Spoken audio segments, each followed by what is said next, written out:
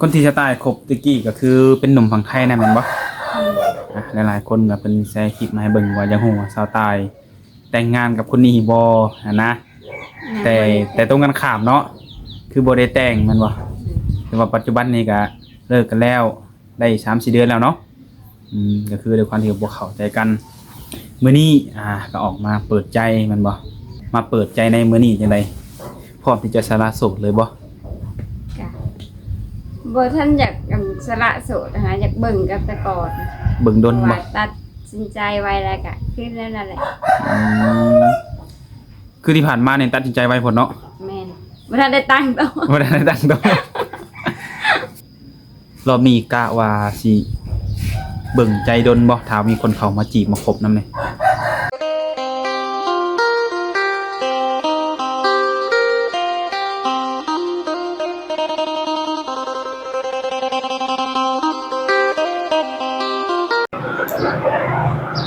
กับทักทายสบายดีและสวัสดีเด้อพ่อแม่พี่น้อง FC โมสุโขสุคนที่อยู่ฝั่งไทยฝั่งลาวหรืออยู่ต่างประเทศทุกคนเนาะมื้อนี้ก็ยินดีต้อนรับเข้าสู่ช่อง YouTube ของบ่าวแซ่บคือเก่าทุกคนเนาะมื้อนี้ทุกคนเนาะบ่าวแซ่บจะออกมาข้างนอกก็คือจะไปหาทางสาวโสดทุกคนเนาะก็เป็นสาวโสดที่มีอายุจักหน่อยเนาะก็เคยสร้างครอบครัวมาแล้วแหละทุกคนนะหลายๆคนก็อาจจะคุ้นเคยเห็นเคยล้มเนาะหรือว่าบางคนก็อาจจะบ่ฮู้อาจจะบ่เคยล้มเนาะแต่ว่าปัจจุบันนี้คือเป็นสาวโสดแล้วก็ออกมาเปิดใจที่จะหาคู่ชีวิตหรือว่าอยากสร้างครอบครัวนั่นแหละทุกคนเนาะแต่ว่าในเรื่องการเปิดใจของสาวโสดนี่จะมีความแตกต่างจากสาวโสดคนอื่นแนวใดก็รับชมคลิปนี้ไปนำกันทุกคนเนาะถ้าเกิดว่าผู้ใดเบิ่งคลิปนี้แล้วจะเกิดว่ามีความติดใจเนาะหรือว่าถึงสเปคอยากโอ้อยากล้มกับสาวโสดคนนี้ก็สามารถทักทายเข้ามาได้ทุกคนเนาะก็เดินก็ฝากกดไลค์กดแชร์กดติดตามทางบ่าวในทุกคนเนาะเพื่อจะบ่ผิดพลาดสาวโสดคนต่อไปเนาะจังได๋ก็แล้วแต่ทุกคนเดี๋ยวบ่าวจะเข้าไปหาทางสาวโสดคนนี้แล้วก็ไปฟังเรื่องราวคนเลยเนาะในการเปิดใจของคนนี้จะเป็นอะไรทุกคนเนาะไปกันเลยทุกคนเนาะมื้อนี้ก็ได้พามาหาผู้สาวโสดอีกแล้วทุกคนเนาะโดยก็เดินก็ทักทายไปก่อนสบายดีทุกคนเนาะก็ถือว่าโดนนานหลายเดือนหลายวันตัวสิเข้าปีเดียวมาจากเนาะก็เดินกันแนะนำตัวใหม่เนี่ยชื่อว่าจังได๋สไตล์อายุจักปีแล้วอายุ29ปีนะอายุ29ปีเนาะเป็นสาวโสดเคยสร้างครอบครัวมาแล้วบ่เคยเคยสร้างครอบครัวมีลูกมีเต้าแล้วบ่มีลูก2คนลูก2คนเนาะมีลูกหญิงลูกชายหญิง1ชาย1โอ้สับกันเนาะถือว่ามีลูกอยู่2คนหญิง1ชาย1ตอนนี้ลูกใหญ่อยู่จักปีแล้วตอนนี้ผู้กบอายุ6ปีผู้อันนี้ที่2อายุ2ปีปลายแต่เขาเฮียนเบิดแล้วเขาเฮียนเบิดเนาะผักเฮียนแล้วบ่หรือยังตอนนี้บ่ได้ผักต่อเลยบ่ได้ผักแรกเลยโดถือว่าเป็นเขาเฮียนเบิด2เนาะคือปัจจุบันนี่ชาวตาเลี้ยงลูกคนเดียวแม่นบ่แม่อยู่เป็นโสดมานี่ได้จักโดนปานใดแล้วเนี่ย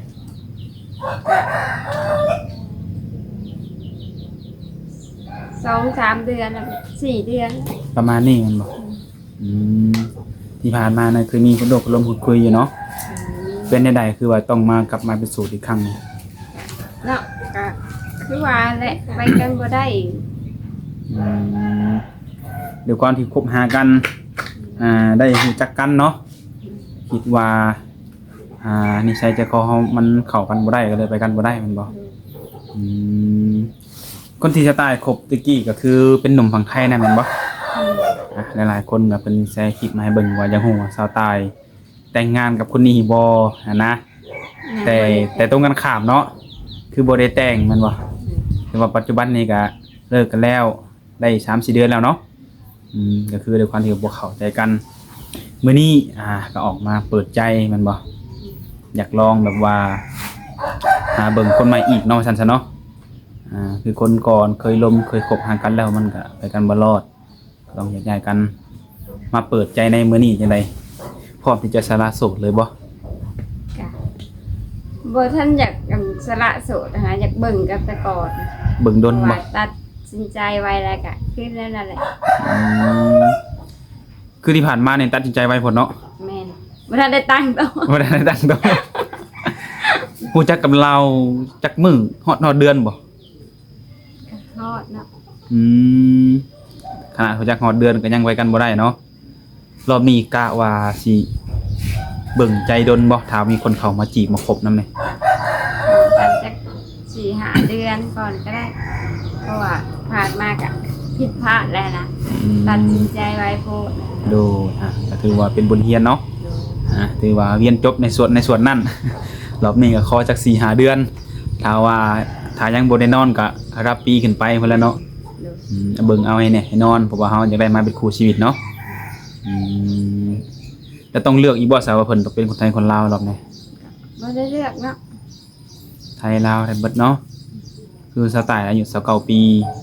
ถ้าว่าจะได้สามีอีกนี่สิเอาอายุหลายปานใด ต้องอายุรายกว่าเฮา 30ขึ้นบ่ แม่น อยู่ใน30นี่ได้แม่นบ่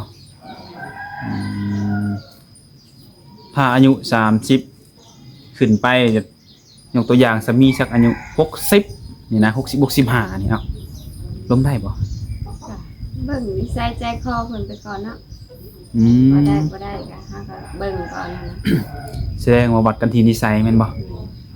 เรื่องหน้าตาหรือว่าเรื่องอีหยังนี่ต้องมีข้อจำกัดอะไรอยู่บ่ บ่มีเนาะ คนบ่หล่อคนแบบไหนก็ได้แม่นบ่ขอแต่ว่านิสัยดีเนาะนิสัยดีแล้วก็นิสัยตรงกัน เข้าหากันได้เนาะอ๋อแล้วก็บ่ได้เลือกตีว่าเพิ่นน่ะสิเป็นพางผู้ไม้กัน ก็บ่เลือกดอกเฮาก็ไม่ห่างอีกกัน อ่า ถ้าแบบเจอคนแบบเคยผ่านประสบการณ์มากันนี่น่าสิเข้าใจกันดีเนาะว่าการมีครอบครัวการมีลูกนี่มันเป็นแนวใดเนาะในการที่จะสร้างครอบครัวเนี่ยจังไดต้องเอาเพิ่นมาอยู่นำบ่หรือไปอยู่นำสามีก็ได้เนี่ย ลูกใหญ่ก็ไปได้เนาะตอนนี้ก็ลูกก็ยังบ่ใหญ่บ่มีไผเบิ่งนะ โอ้ ปะก็ปะบ่ได้ อืมก็ไปตามสถานการณ์ตามเหตุตามผลเนาะคือปัจจุบันนี้ลูกน้อยกันสิไปเบิดลูกเพิ่นยังน้อยแต่ถ้าในกรณีแบบว่าเอ้าทั้งแม่ทั้งลูกมาอยู่นำอ้ายซะอ้ายสิดูแลเลี้ยงจังซี่สิว่าได้ใด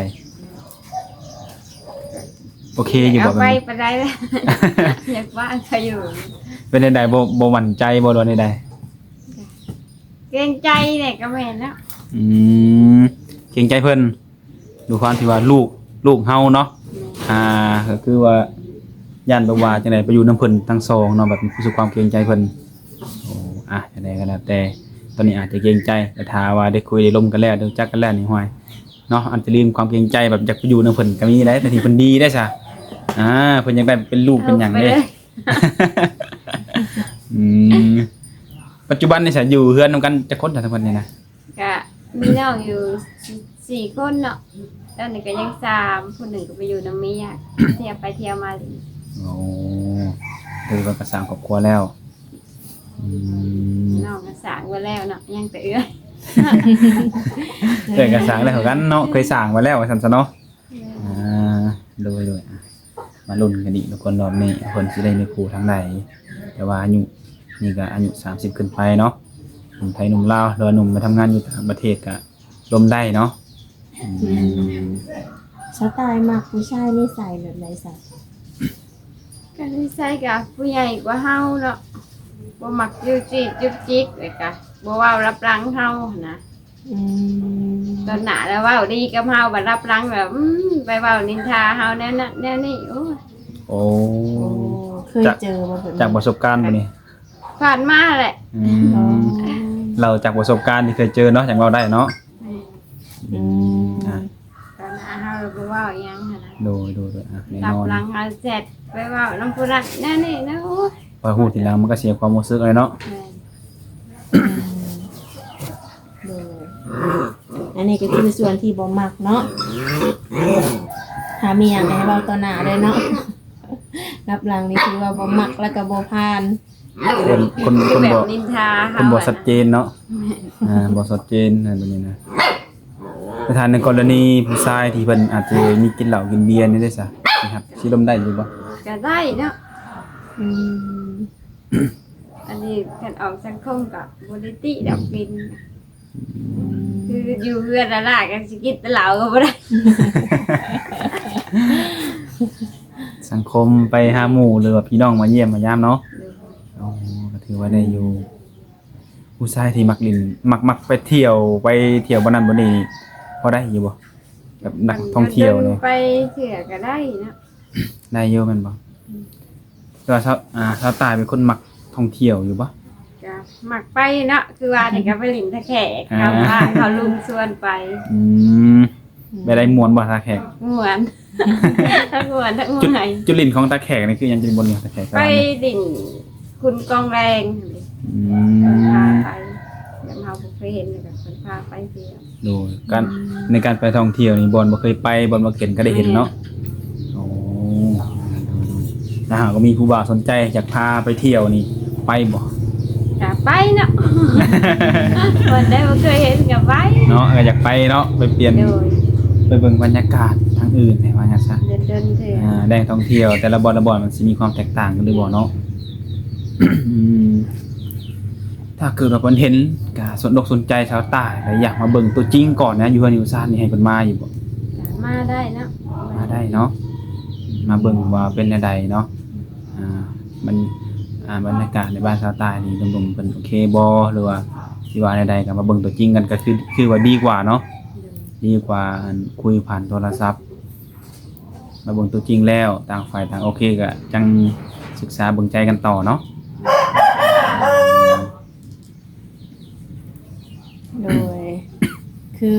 มื้อนี้สไตล์ก็บ่ได้ไปทางใดแม่นบ่ ก็บ่ได้ไปทางใดอยู่เฮือนแต่ละมื้อก็มาแต่ส่งลูกอาบน้ำอยู่เฮือนบ่น่ะก็นอนก่อนเพราะว่าเขาไปเรียกกลางคืน โอ้เฮ็ดเวียกกลางคืนบ่สไตล์เฮ็ดเวียกเกี่ยวกับหยัง ก็ไปว่าจีนว่าไทยคือเก่าหั่นแหละเลยปะเลยทั้งนั้น คืออันนี้อาชีพหลักอยู่ ไป แล้ว ตล เนาะ อดนะ โอ้ไปจักโมงสไตล์ ไปตั้งแต่11-12โมงกลางคืนแล้วเวียกแล้วเขาก็มาอยู่นำลูก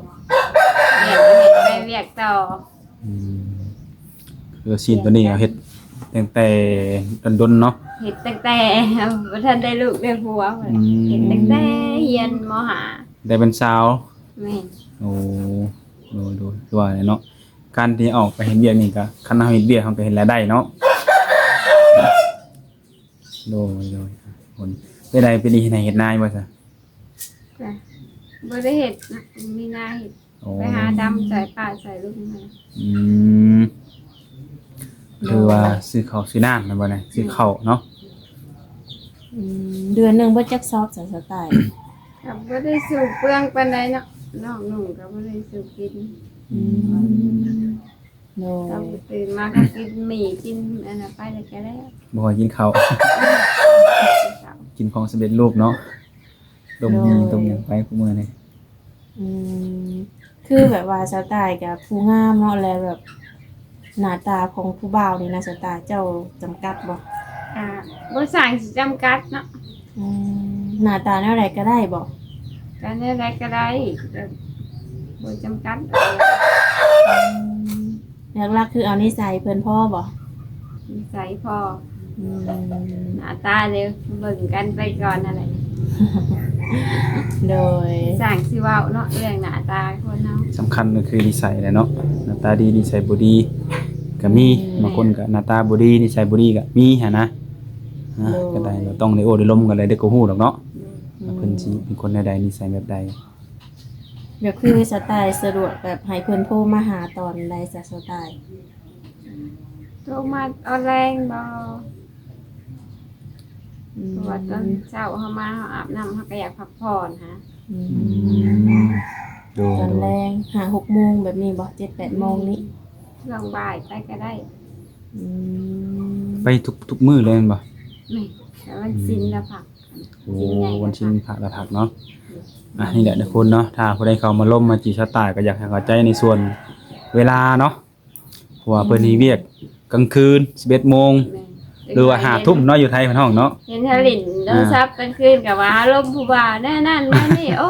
เห็นจุดสีเขียวขึ้นบ่ได้เนาะ สิแท้ยังบ่ได้นอนซ้ำเลย เออ จะแจ้งพุ่นแหละบางมื้อมาก็3:00 น 4:00 นเช้า อืม แล้วไวก็มาไว2:00 น 2:30 น แล้วแต่เนาะ แม่ โดยอันนี้ก็คืออยากให้ทางนมๆเป็นเข้าใจเนาะ11-12โมงหรือบ่ายโมง2โมงเห็นออนนี้ นอนอยู่ หาว่าไงคือหาทุ่มเนาะว่าไงมันต้องไปเฮ็ดเวียกเนาะ อืม ต้องเฮ็ดเวียก เสียง ตอน ขึ้นไป จนแจ้งเนาะว่าใช่มันบ่มากลางเว้นบางทีตอนเช้า 6-7 โมงก็ยังรับอยากนอนเลยเนาะเฮ็ดกลางคืนก็ให้เข้าใจถ้าว่ามีผู้ใดมีหยังก็มีแต่ส่งข้อความมาไว้เนาะ แม่ตื่นมากก็เบิ่งเอง ตื่นมาเดี๋ยวมันเองตอบเองเนาะใดๆกันเนาะ คือว่านี่มาแต่เที่ยวเมื่อยก็อาบน้ำนอนเลยบ่ได้สนใจมันก็ครับ ตามสไตล์ของคนโสดกับเวียกครับคนเวียกกลางคืนเนาะ แม่ นั่นแหละ ว่ามาแต่เที่ยวเมื่อยยังลงเฮ็ดเวียกนะลงเนาะบ่ได้ซื้อกระต้มขนมให้ลูกไปโรงเรียนก็ได้ ดูให้ลูกมื้อนึงจักพันไปกินโรงเรียนนี่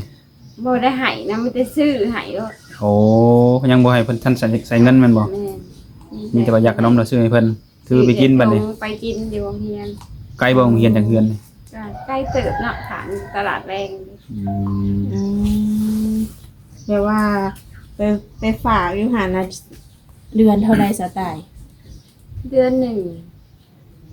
จองไอ้น้องก็300,000คือผักแรงนี่เพิ่นก็ไล่ขึ้นนะ โอ้ คูละ350,000 อืม โดยก็ประมาณจักโมงถ้าจะไปหับลูกจะ 3:30แต่ละมื้อ 3 โมงครึ่ง มันไปใกล้เวลาก็ลูกก็ถามแหละไอ้แม่เจ้าเฮ็ดหยังเจ้าเฮ็ดหยังพอคุยก็เสียบรับไปก็น้องปุ๊บไปเอา เออ ปกติคนเมื่อยเนาะเมื่อยอดหลับอดนอนฮะ เลยก็ เดี๋ยวมื้อก็ให้น้องไปเอาให้ ก็ยังค่าเทอมมันก็ยังบ่ทันต้องใช้เงินหลายเนาะแต่ธรรมดาอยู่เนาะสำหรับสาวตายกับซัมนี่ยังไหวอยู่แม่นบ่ มาอยู่เนาะ สู้แม่เป็นแม่ต้องสู้เนาะผมเป็นแม่เนาะ เลยบ่อยากดอกเดียวก็มีคนมาดูแลซอยแหละเอาเพียงชาวตายเปิดใจรับเท่านั้นแหละ มีแน่นอนเนาะคนที่เขามาสวยเลี้ยงดูนี่แหละ แม่น คือสาวตายก็เคยล่มมาอยู่ผู้บ่าวรุ่นใหญ่เนาะ โดย แบบรุ่นเดียวกันนี่สไตล์บ่มักบ่แบบ29 28แบบนี้หั่นนะ บ่เคยลงไปเถื่อ มีแต่เคยล่มรุ่นใหญ่บ่ รุ่นใหญ่กู อืม จะหมู่เดียวกันนี่แห้งแล้วเลย อ่า มีแต่ไปเห็นกันอยู่นั่นอยู่นี่ก็ถาม อืมโดยจะมีแต่ว่าเอาเป็นรุ่นใหญ่กว่าเนาะพอห่างพอหมายก็รับได้เบิดเนาะสไตล์ ผู้ให ห ญ่ รือว่าเพิ่นสิมีลูกติดก็รับได้แม่นบ่ ได้อยู่เนาะ อืม เพิ่นก็มีลูกเราก็มีลูกเนาะ ถ้าก็มีลูกเพิ่นก็มีลูกกันนะ โด ก็ ย สิได้เข้าหัวอกเดียวกันไว้ไงกันเนาะ อืม คือรอบนี้ก็จะขอเวลาหล่นแน่เนาะอยู่ที่ผ่านมาไวโพดแม่นบ่เออ เพิ่นตั้งโตะ ก็เลย แต่งโตวแต่ความที่ว่าเป็นรอบที่สองที่ว่าเปิดใจหลับเนื้อคู่เนาะรอบหน้า อืม ก็คือว่าเราเห็นตอนกันใหม่ๆก็มันยังก็คือว่าดียังก็คือว่าเข้าใจกันเนาะพออยู่กันมาได้สักพักก็ลงกันมาได้สักพักเอ้าเริ่มมีการเปลี่ยนแปลงบางทีบางคนก็ฟื้นมาง่ายกันเนาะฟื้นปั๊บที่จะเข้าหากันหั่นนะ เลย มันการฝืนมันก็ฝืนได้บ่ดนดอกเนาะ อยู่เนี่ย ทางที่ดีนี่เปิดแบบหน้ากากแบบว่าตัวตนแท้จริงเข้ามาหากันโลดเนาะสิได้ฮู้ว่ารับได้หรือบ่ได้ดีกว่ามาฝืนว่า 2-3 เดือนคุยกันแล้วแบบสุดท้ายมาก็ไปกันบ่รอดมันก็เป็นการเสียเวลาแบบนี้นะ ก็มีแต่ว่าฝากน้ำนมมาแหละทุกคนเนาะคือสาวตายเพิ่นก็บ่ได้จำกัดอีหยังมากมายสำคัญคือแค่นิสัยเจ้าจะรอหรือบ่รอหรือว่าบุคลิกเจ้าจะใดก็จังค่อยว่ากันเทื่อเท่านั้นเนาะเห็นแล้วรู้สึกว่ามักก็จังว่ามักเนาะถ้าได้ แน่นอนในคนเฮาเห็นจังว่ามักบางทีก็ล้มกันก็มีความแบบล้มไปน้ำยิ้มไปน้ำก็มีความรู้สึกต่อกันก็อาจเป็นไปได้ทุกคนเนาะ ก็ถือว่าสำคัญแหละทุกคนเนาะก็หลายคนก็สงสัยให้แหละก็คือปัจจุบันนี้สาวตายเพิ่นเป็นโสดกับคนที่เพิ่นเคยล้มเคยคบมาก็เลิกกันมาได้4 เดือนแล้วเนาะว่าไงกันเนาะก็เข้าทำนมเข้าโอ้มาล้มกันได้ทุกคนศึกษาเบิ่งกันได้จะเป็นอะไรก็รุ่นกันไปเนาะวันนี้ก็เฮากับชาวสนิทก่อนเลย มื้อหน้ามาได้ค่อยว่ากันใหม่เนาะ